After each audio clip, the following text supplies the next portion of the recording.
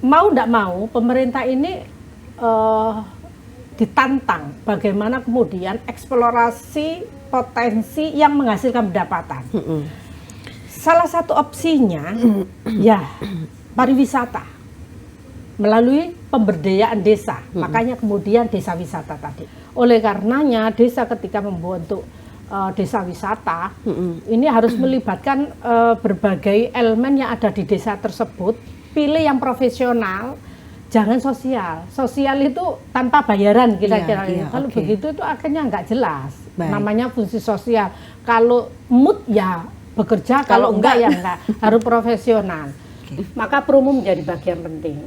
Makanya tadi saya katakan harus menjaga kualitas tadi itu. Kenapa? Orang datang agar tidak kecewa. Iya. Jadi promo yang kemudian disertai dengan kualitas yang prima karena selalu konsisten untuk menjaga kualitas. Betul.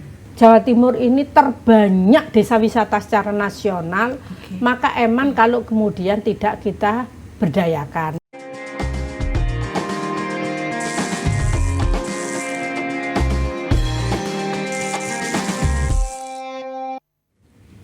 Assalamualaikum warahmatullahi wabarakatuh, dulur Jawa Timur. Kita berjumpa dalam Jatim Channel Podcast DPRD Provinsi Jawa Timur.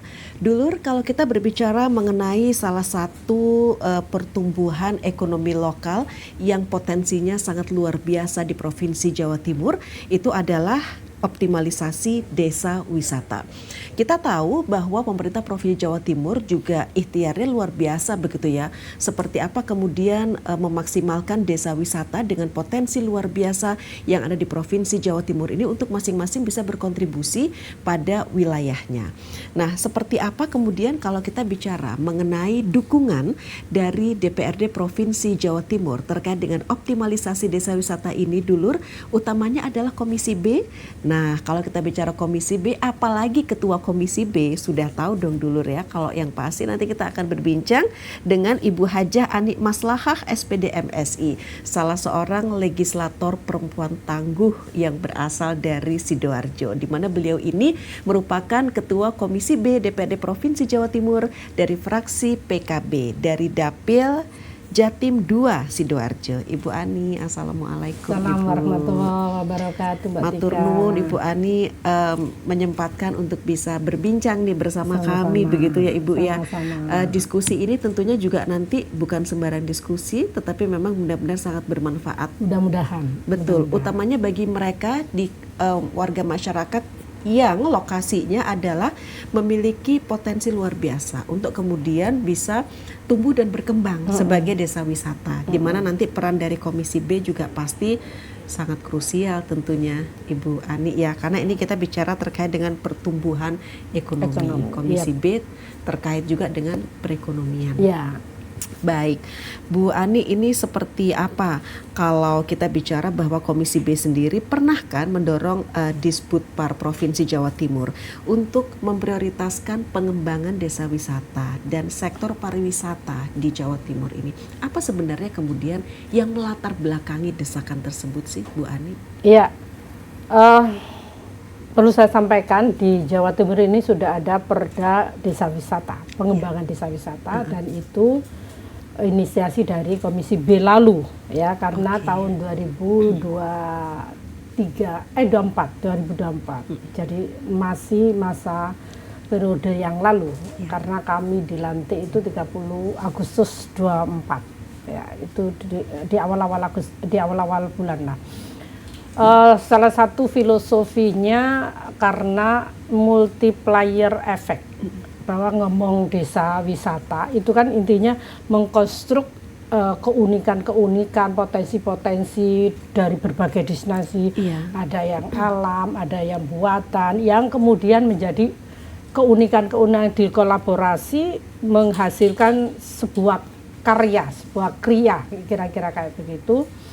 Ada maminnya, sesuai dengan karakteristik desa lah. Betul. Kira-kira di mana orang datang itu di desa tersebut merasa berwisata, merasa senang, dan ada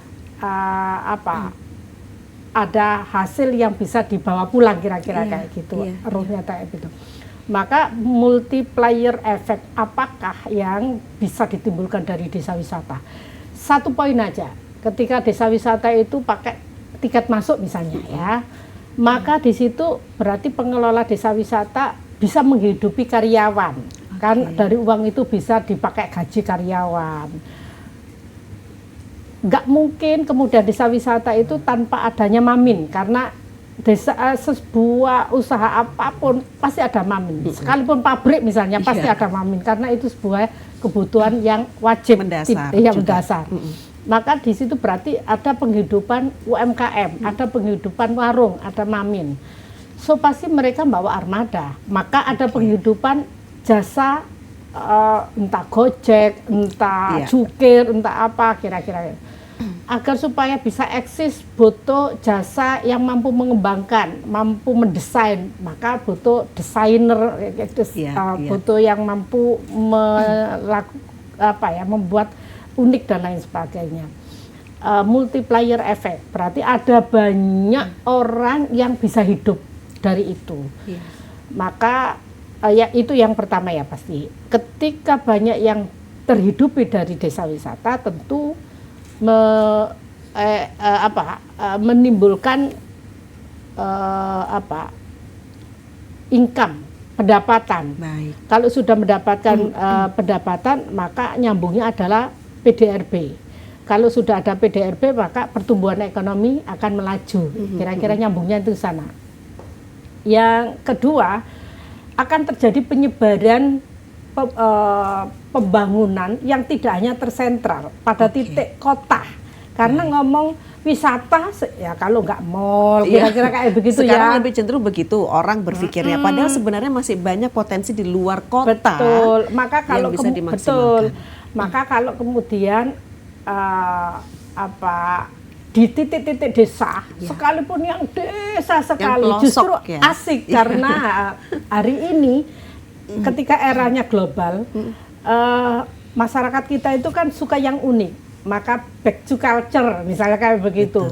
Jadi justru desa-desa adat yang masih asli pola lama, tradisinya, apalagi kemudian ada budaya yang disajikan dengan, kalau di Banyuwangi ada pakai lesung itu loh Mbak. Kemudian ada tariannya dari apa itu? Padi. Pokoknya wilayah Banyuwangi ada yang suku osing juga seperti betul, itu suku ya. osing kan itu musiknya kan pakai lesung itu Mbak. Kemudian ada tarian, ada nyanyi. Begitu-begitu kan unik. Nah, maka kemudian dulu Banyuwangi dari 38 kabupaten kota PAD kalau nggak salah 35 Mbak. Hari ini nomor 5 kalau nggak salah. Salah satu penyebab adalah di sana muncul homestay, banyak wisata, banyak desa wisata. Bahkan salah satu desa Banyuwangi, Sari apa saya lupa, nomor 3 terbaik Indonesia. Itu pernah beberapa tahun yang jadi lalu. mendapat apresiasi mendapat penghargaan dari pihak Presiden pada waktu itu Pak Jokowi. Artinya akan ada penyebaran pembangunan di semua lapisan.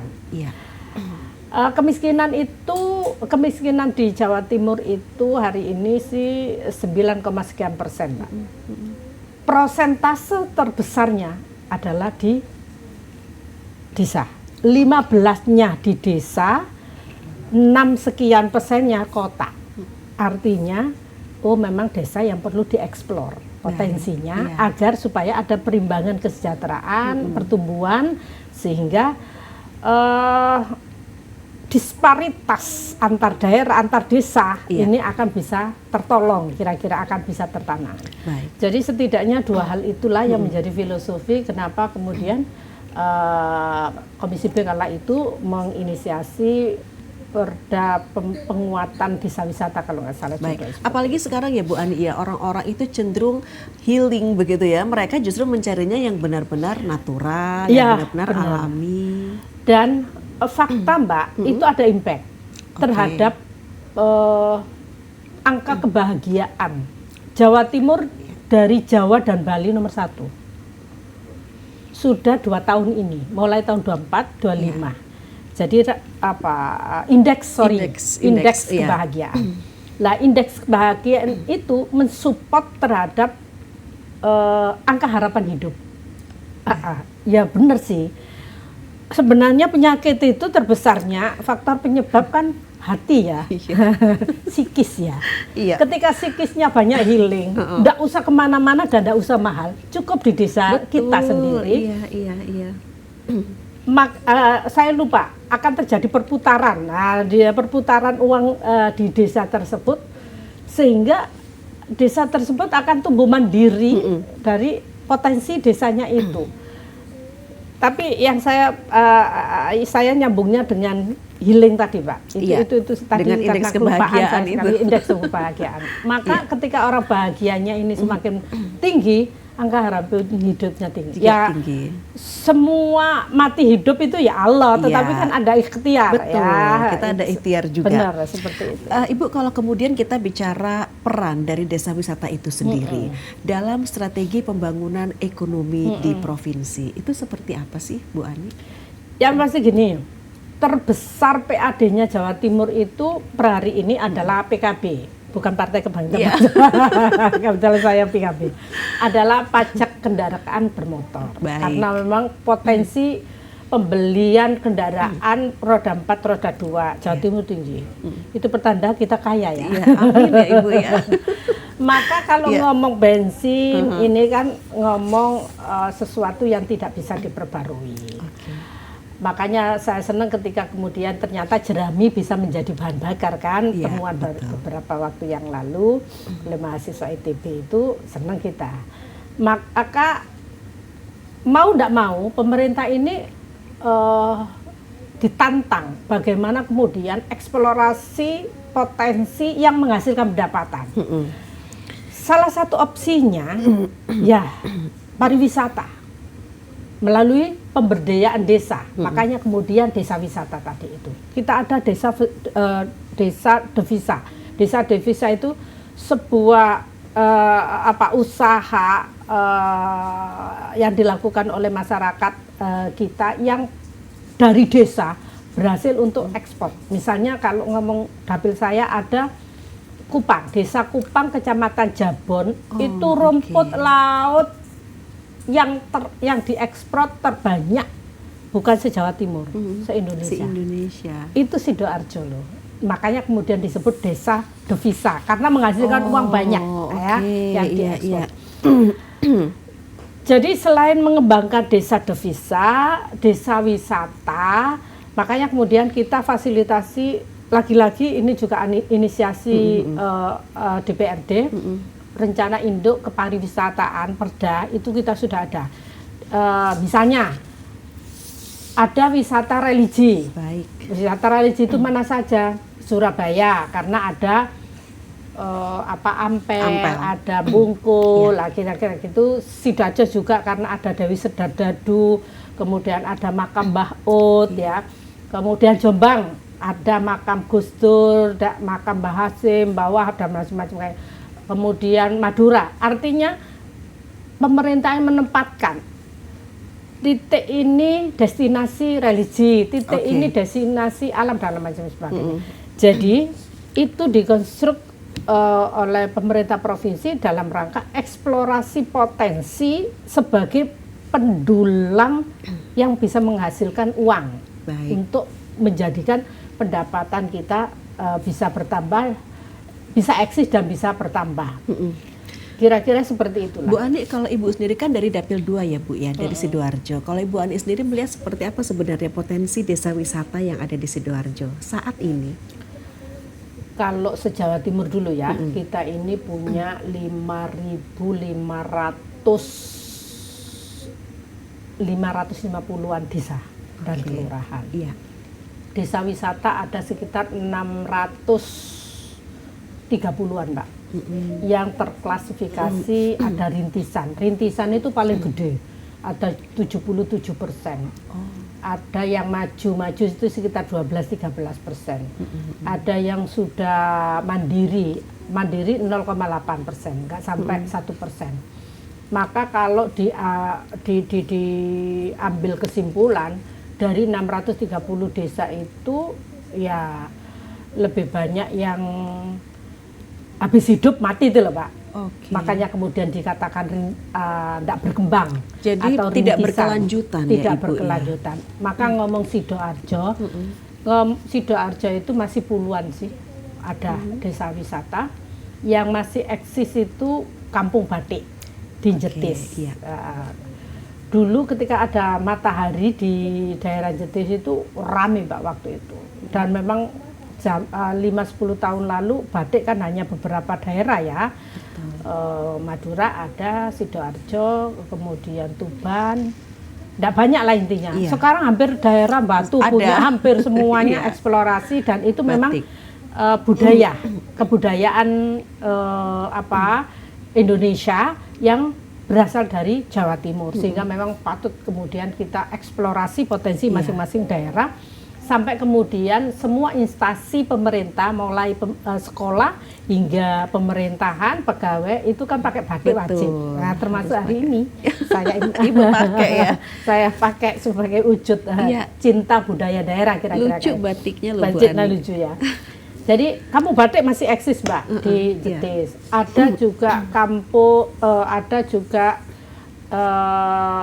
pamong budaya Mbak di daerah Taman, tepatnya Wagita. Jadi pamong budaya itu desa itu ketika ada turisme begitu, ada wisatawan begitu menyajikan lagu-lagu tradisional yang pakai angklung, ada yang pakai ini apa namanya terodok itu Mbak. Yang kalau misalnya yang dari keliling itu ya ada dipakai ya. Apa itu? Iya, oke. Dari bambu itu loh. Kentongan, kentongan kayak kentongan begitu gitu ya. Begitu ada juga gamelan, wayang kayak begitu disajikan. Yang tentu dikolaborasi dengan PKL ya, Mamin akhirnya. Kemudian hasil kriya-kriya daerah di Wage lah. Salah satu itu yang berkarakter budaya kira-kira gitu. Taman. Kalau kita ke barat di Krian itu juga ada sih, ada kolam pancing ikan, kemudian kalau hari Sabtu dan Minggu ada akustik nyanyi-nyanyi yang ada akustiknya ya, seperti itu. Baik. Di daerah Sedengan Mijen ada juga kalau ngomong porong ada di Candi Pari Mbak. Ya, ini yang perlu kita dorong lagi karena saya melihat kurang begitu itu. Salah satunya ya mengintegrasikan dengan anak-anak sekolah supaya anak-anak tahu sejarah Indonesia, sejarah Jawa Timur, sejarah Sidoarjo kayak apa. Salah satu peninggalan candi-candi itu harus dikenalkan lah, dan fungsi candi dan macam-macam. Kemudian kalau wisata bahari ada di daerah selatan, Jabon, Telocor Mbak, dekat dengan Lumpur Lapindo. Nah, itu Lumpur kan Lapindo, ada Pulau Lusi itu kan. Pulau Lusi beda lagi. Pulau Lusi itu kan porong ya. Sebenarnya sudah hasil mengeluarkan anggaran yang cukup banyak juga sih wisata Pulau Lusi. Tapi saya melihat pengunjungnya juga tidak signifikan. Pulau Lusi. Ada juga ini petik jambu di daerah Tulangan. Ada itu sih yang saya lihat, ada yang memang baik masih eksis, ada yang layak mutu layak ya hidup dan mati nggak jelas ini. Bu Ani begini, kalau kita bicara terkait yang kondisinya antara hidup dan mati, artinya kan perlu kolaborasi antara pemerintah desa, masyarakat dan juga pihak swasta bila diperlukan untuk pengembangan desa wisata itu agar berkelanjutan, bukan sekedar setelah pembukaan kemudian mereka sudah nggak kepingin lagi hidup begitu karena mungkin ada berbagai tantangan atau kendala di sana sini. Itu bagaimana ya Ibu? Artinya kita bicara kolaborasi itu tadi. Iya, di dalam perda itu memang bagaimana pemerintah itu mengintegrasikan dari berbagai sektor. Salah satunya ya melalui dunia pendidikan tadi Mbak. Karena ada yang namanya visit kunjungan sekolah ke beberapa usaha kayak begitu-begitu itu. Selain mengenalkan produk dan budaya lokal kita, kita juga menumbuhkan ekonomi, pasti anak-anak jajan kira-kira kayak begitulah, nyambungnya itu ke sana. Jadi pemerintah fasilitasinya itu. Yang kedua, akses Mbak, akses infrastruktur, terutama jalan. Salah satu penyebab kenapa sih desa wisata masih belum bisa survive yang wow gitu ya, sekitar 20%-an lah Mbak yang wow itu Mbak. Salah satunya adalah infrastruktur. Masih banyak loh potensi-potensi yang belum digali, termasuk desa yang diairi dengan air terjun yang sangat, karena akses jalannya susah, sehingga untuk masyarakat untuk datang juga, maka fasilitasinya adalah akses itu. Cuma memang ada kewenangan yang berbeda Mbak. Kalau ngomong akses desa disebut itu memang kewenangannya kabupaten kota. Jalan yang antar kabupaten, antar kecamatan, ini kewenangannya provinsi. Tapi kalau sudah lintas kabupaten adalah kewenangan pusat, seperti di depan ini maka kewenangan pusat. Nah, ada yang menjadikan itu kadang-kadang menjadi kendala itu juga. Yang pasti itu yang harus dilakukan pemerintah. Termasuk hal yang menjadikan bisa berkembang dan tidak. Sebenarnya ya sisi SDM dulu Mbak. Berkembang dan tidaknya itu SDM. Ada kemampuan nggak? Ya, yang kedua marketing. Marketing harus profesional, jangan dibuat sosial. Oleh karenanya desa ketika membentuk desa wisata, ini harus melibatkan berbagai elemen yang ada di desa tersebut.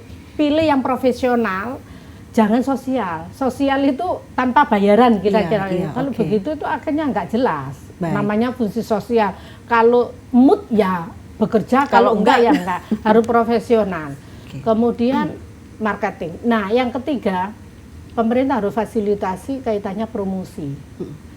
Di Jawa Timur ini 3 tahun ini ada program yang namanya MJC, Millennial Job Center, yang merekrut tenaga milenial yang multi talent. Jadi rekrut yang mampu digital, maka nanti bisa dipakai untuk flyer-flyernya dia, mungkin dia punya platform digitalnya yang punya viewer berapa, kayak gitulah, followers berapa, itu direkrut, maka berarti untuk promo. Yang mampu packaging, maka dia harus memberikan pembinaan pelatihan terkait dengan packaging. Kaitannya dengan desain, dia mampu membuat desain-desain begitu, kaligrafi dan lain sebagainya, maka dia bergerak di sananya. Yang ini pemerintah cuma-cuma. Jadi pemerintah yang memberikan apa istilahnya, bukan gaji ya intinya gajinya dari pemerintah yang difungsikan gratis untuk pengembangan UMKM, desa wisata, seperti itu.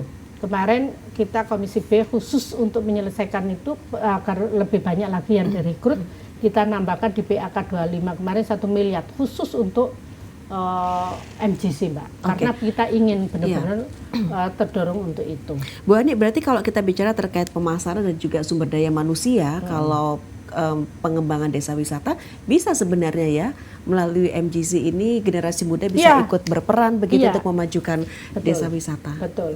Kebetulan kami Komisi B di akhir-akhir ini lebih mengarah kepada ini Mbak, penguatan kebudayaan melalui pagelaran-pagelaran, mulai ludruk, wayang, tayub, apapun yang menjadi budayanya wong Jawa Timur, yang itu kita sajikan di beberapa desa wisata Pak. Termasuk saya tanggal 14 besok saya sampaikan kepada warga Jawa, Sidoarjo terutama ya, tanggal 14 besok Desember. Kami 14 Desember akan melakukan pagelaran seni apapun yang dipunyai oleh Sidoarjo. Dari mulai yang berbasis keagamaan, rebana dan lain sebagainya, sampai pada yang berbasis tradisional sekalipun, angklung dan lain sebagainya. Itu di mana? Termasuk Genji, karena ada akustik yang akan kayak gitu.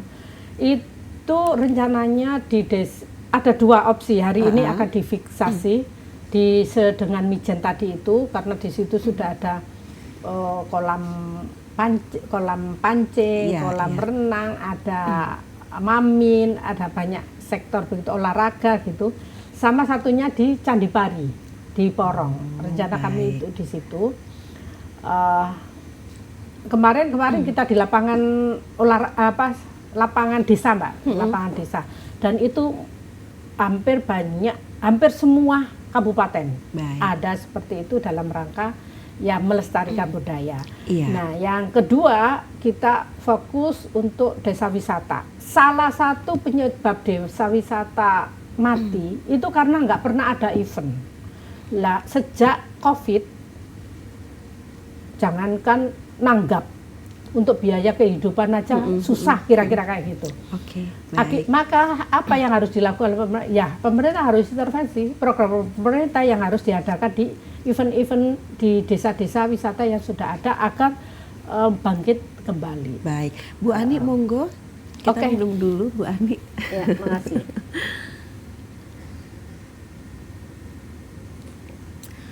Wah, seger ya Bu ya, sesegar harapan kita tentunya terkait dengan kemajuan desa wisata di Jawa Timur. Yang diharapkan itu yang taruhlah ada yang mungkin stagnan, itu bisa nanti mereka bangkit seperti yang tadi Ibu pernah sampaikan, atau juga mereka yang memang sudah bergairah begitu ya terkait dengan bergairah untuk kemudian mereka melaksanakan event-event itu akan terus selalu terlaksana pastinya.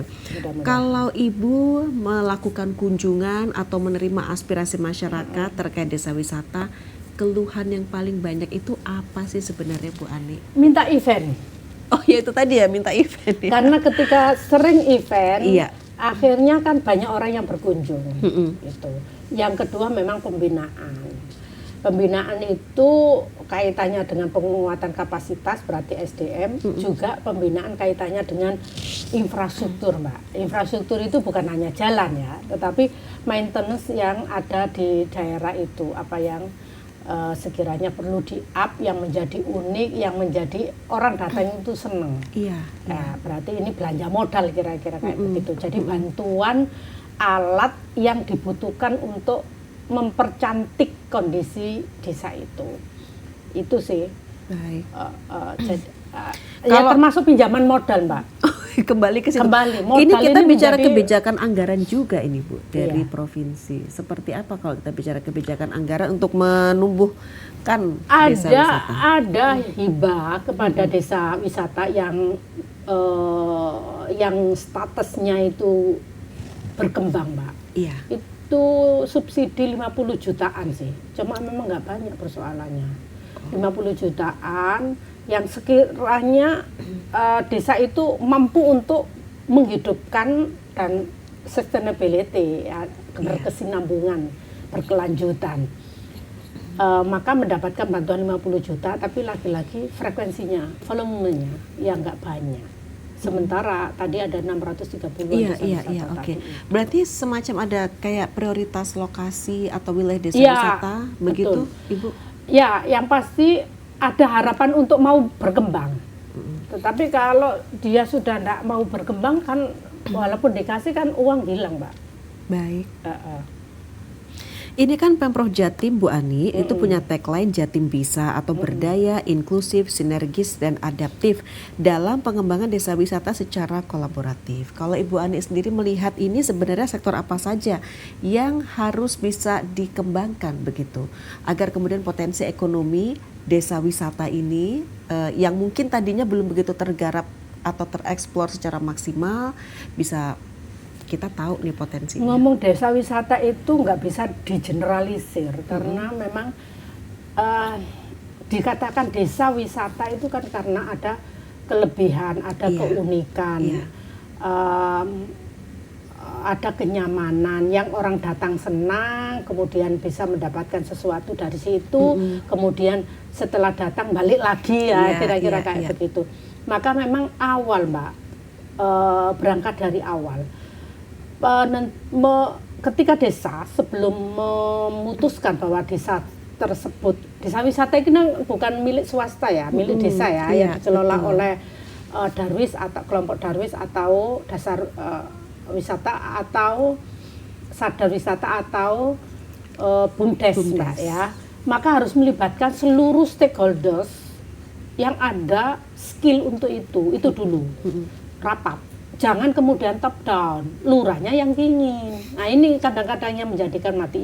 Setelah itu pemetaan. Pemetaan apa? Potensi. Potensi apa di desa tersebut, itu yang dieksplor. Jadi karena diferensial, karena perbedaan antara desa satu dengan yang lain yang kemudian dieksplor, itulah yang kemudian menjadi keunikan.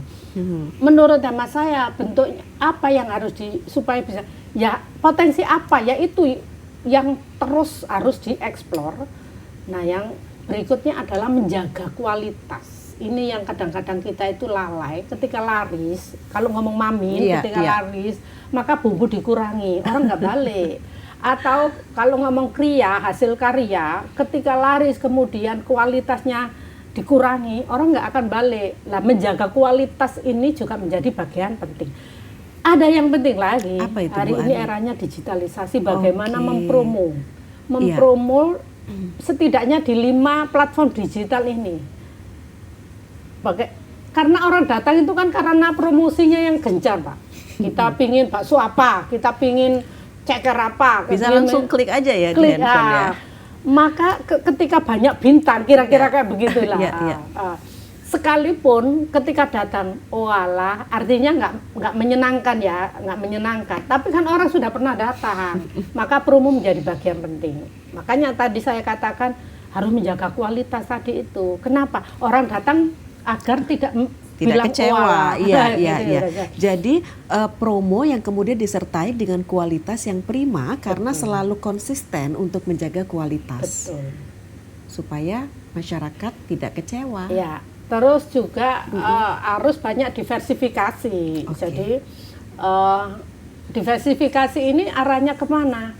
Pasar hari ini menghendaki apa? Kan begitu. Jadi harus bisa melihat ini arahnya. Ada keunikan, tetapi harus lakukan diversifikasi, improvisasi, yang ya intinya melihat pasar. Pasar menginginkan apa? Itu yang kemudian harus adaptif terhadap kebutuhan masyarakat.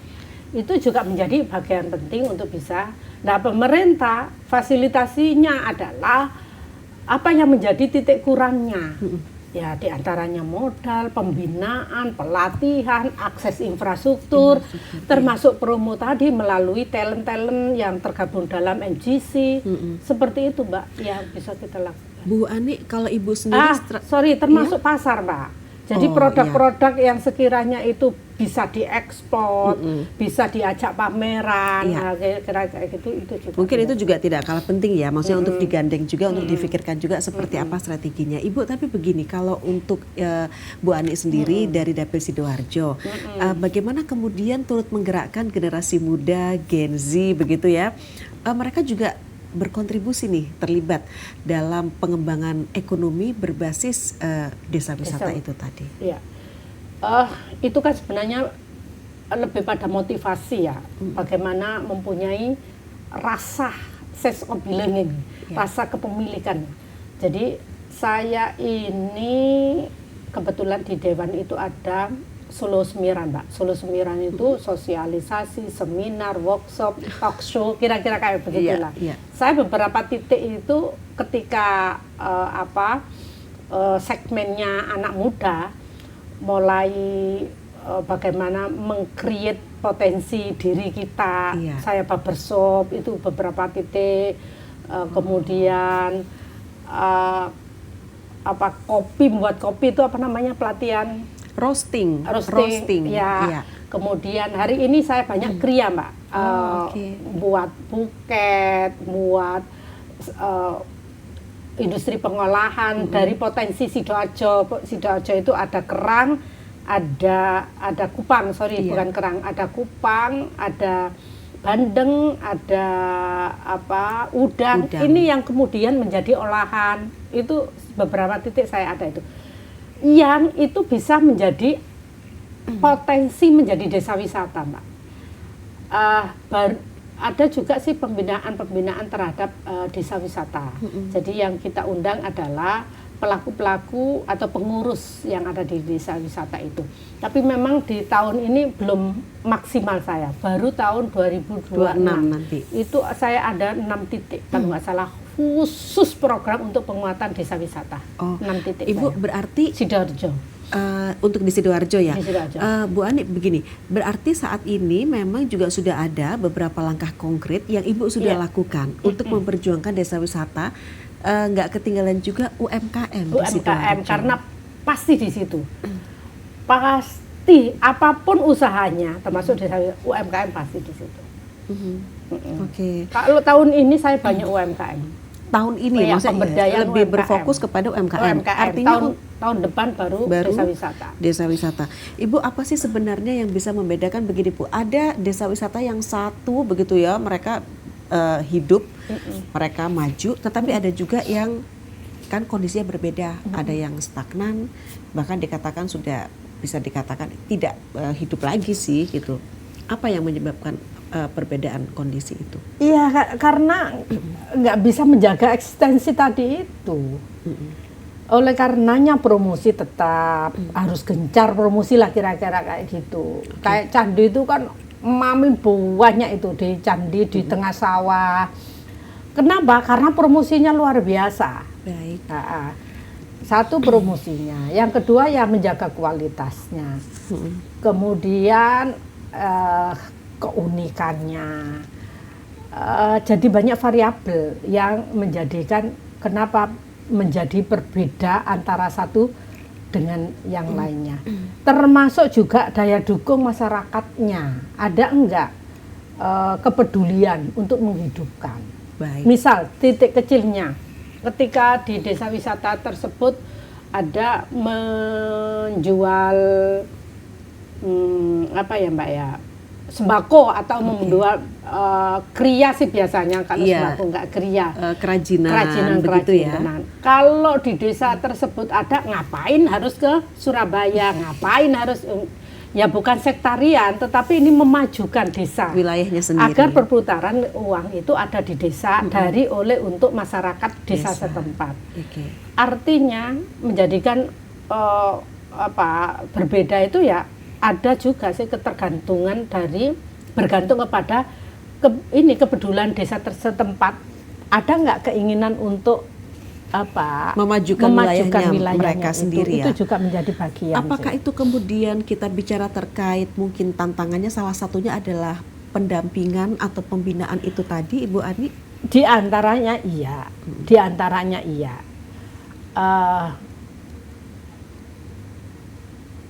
Kadang suatu usaha termasuk desa wisata itu mengalami kesulitan, kemudian tidak ada pendampingan, tidak ada intervensi, ya akhirnya ya semakin cepat mati. Tetapi ketika ada pendampingan, maka dia akan semangat lagi. Saya lupa, satu di antara programnya pemerintah provinsi ke depan kolaborasi dengan pemerintah kabupaten kota. Karena ngomong desa itu lebih pada kewenangan kabupaten kota. Itu satu desa wisata, satu pendamping, salah satu gerakan kita untuk menghidupkan kembali. Jadi tahun 26 ini gerakan Jawa Timur itu menghidupkan kembali potensi 630-an tadi, Mbak. Desa wisata. Salah satunya adalah setiap desa wisata diberikan satu pendamping. Tentu karena butuh biaya harus sharing dengan kabupaten kota setempat. Nah, kalau Komisi B sendiri perannya seperti apa, Ibu Anik, untuk kemudian mengawal pembangunan desa wisata ini agar implementasinya itu tepat sasaran begitu? Ya, yang pasti kembali kepada fungsi kita ya, ada fungsi legislasi. Kita sudah ada perda terkait rencana induk pariwisata terkait dengan pengembangan desa wisata. Yang kedua, kita juga mengalokasikan anggaran, ada subsidi yang tadi 50 jutaan tadi, 50 ada juta. Juga desa wisata Wan Pembina, pembina satu pendamping. Ada penguatan pelatihan yang kebetulan hampir anggota komisi itu ada 2-3 anggota, minimal 1 orang itu 4 titik di kabupatennya. Kalau karena saya pimpinan 6 titik yang saya katakan tadi itu. Baik. Nah, pada ketika kita Sulu Semiran tadi itu kadang kita hadir di tempat-tempat wisata tadi, Mbak, supaya bisa menghidupkan tempat desa wisata tadi itu. Baik. Itu sisi pengawasan ya, melihat kondisi desa wisata yang sudah cukup banyak, artinya Jawa Timur ini terbanyak desa wisata secara nasional, maka kalau kemudian tidak kita berdayakan, maka kita nyampaikan kepada Disbudpar kemarin, kemudian di UMKM juga, agar 2026 ini kita fokus untuk pengembangan desa wisata, karena dengan desa wisata berkembang tentu akan ada tambahan pendapatan. Maka ketika tambahan pendapatan, ketika ada inflasi, kita nggak gopo, kira-kira kayak begitu. Masih ada sumber pendapatan yang lain. Karena ada tambahan pendapatan. Bu Ani, pada kesempatan ini ada pesan yang Ibu akan sampaikan kepada kepala desa dan pelaku usaha lokal agar mereka itu tetap semangat begitu, Ibu, membangun desa wisata itu yang bukan hanya sesaat tetapi berkelanjutan. Sekaligus apa harapannya terkait dengan pengembangan desa wisata di Jawa Timur, Bu Ani? Silakan. Saya berharap pada pelaku desa wisata, Pak Lurah, Pak Kades terutama yang sudah terbentuk desa wisata, ayo kita semangat, bangkit kembali, kita bersinergi pemerintah, provinsi, kabupaten, kota bersama-sama untuk turun mengembangkan ini melalui pembinaan, intervensi pelatihan, intervensi alat kalau memang dibutuhkan, pendampingan promosi, pasar, dan lain-lain sebagainya lah ya. Karena hakikatnya ketika desa sudah berani menjadikan desa wisata, sesungguhnya sudah ada potensi. Tinggal bagaimana kita mengeksplorasi lagi dengan meng-create secara adaptif kondisi pasar, kondisi masyarakat, kebutuhannya seperti apa, makanya pendampingan itu perlu. Ingat bahwa dengan desa wisata itu akan banyak multiplier effect. Uang akan berputar di desa tersebut, maka desa Panjenengan akan lebih maju daripada desa yang lainnya. Jadi harus semangat. Karenanya kemudian kami yang ada di pemerintah Jawa Timur, insya Allah kami berusaha semaksimal mungkin di tahun 2026 ini lebih.